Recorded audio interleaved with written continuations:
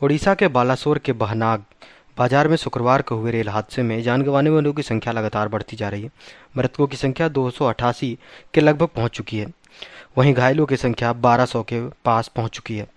अभी भी राहत बचाव कार्य जारी है। इसमें से अभी कई मरीज गंभीर रूप से घायल हैं। वहीं आपको बता दें, रेलवे ने मृतकों के परिजनों को 10 लाख रुपए और गंभीर रूप से घायल व्यक्ति को 50,000 रुपए देने की बात कही है। इस बीच आज प्रधानमंत्री भी खुद उड़ीसा पहुंचे और घटनास्थल का जायजा लिया और उनके साथ रेल मंत्री भी मौजूद थे। वहीं दूसरी तरफ एक सवाल पूछा जा रहा है कि इस घटना का जिम्मेदार कौन। इसी बीच कांग्रेस नेता रणदीप सिंह सुरजेवाला ने भी सरकार से 9 क्वेश्चन पूछ डाले, जिसमें से पहला क्वेश्चन है कौन जिम्मेदार है।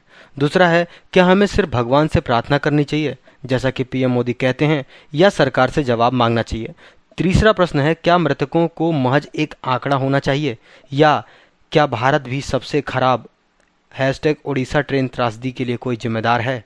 वहीं इन्होंने आगे लिखा कि प्रारंभिक समाचार रिपोर्ट से पता चलता है कि बालासोर सिग्नलिंग प्रणाली की विफलता के कारण हुआ है, लेकिन रेल मंत्री और रेल मंत्रालय सिग्नल प्रणाली की विफलता पर दी गई महत्वपूर्ण चेतावनी से अछूते थे। 9 फरवरी 2023 को मुख्य परिचालन प्रबंधक दक्षिण पश्चिमी रेलवे जोन से सिग्नलिंग सिस्टम की विफलता पर लिखा, सिस्टम में गंभीर खामियां हैं, जहां एसएमएस पैनल में रूट से कहीं देखने के साथ सिग्नल पर ट्रेन रूट होने के बाद डिस्पैच का मार्ग बदल जाता है। यह इंटरलॉकिंग के सारे और बुनियादी सिद्धांतों का उल्लंघन करता है।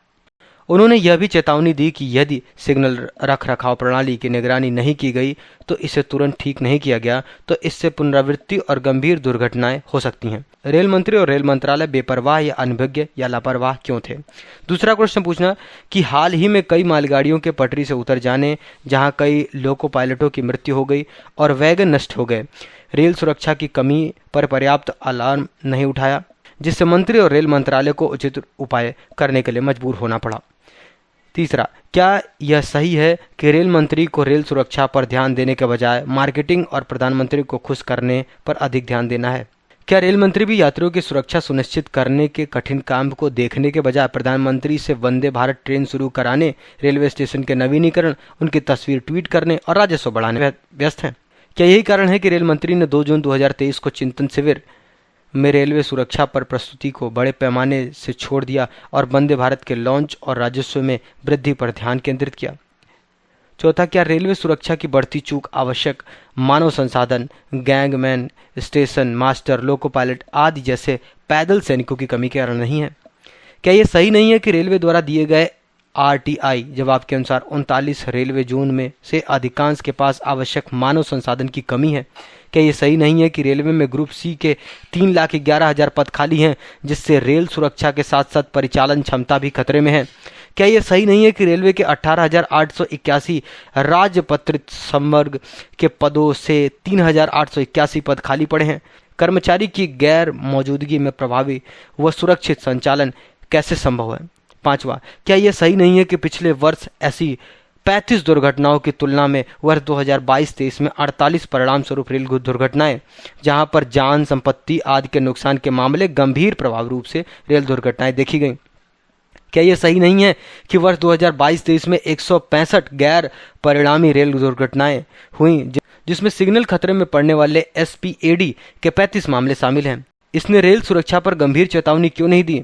क्या निवारक उपाय किए गए। छठवां है ट्रेन ट्रैकर बचाव प्रणाली टीसीएस, जिसके कवच कहा जाता है, रेलवे जोन में क्यों लागू नहीं किया गया है। क्या यह सही नहीं है कि केवल 2% रेल नेटवर्क यानी 68,000 रेल नेटवर्क में से 1450 किलोमीटर कवच द्वारा कवर किया गया है।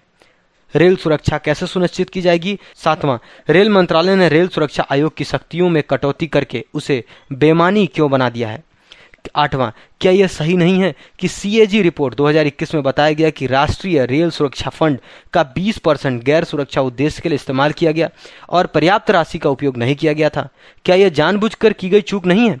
नवा और आखिरी प्रश्न, रेल मंत्री पर आईईटी और टेलीकॉम जैसे बड़े मंत्रालय का बोझ क्यों है, जो रेलवे को गौण काम बना रहे और सुरक्षा को खतरे में डाल रहे हैं।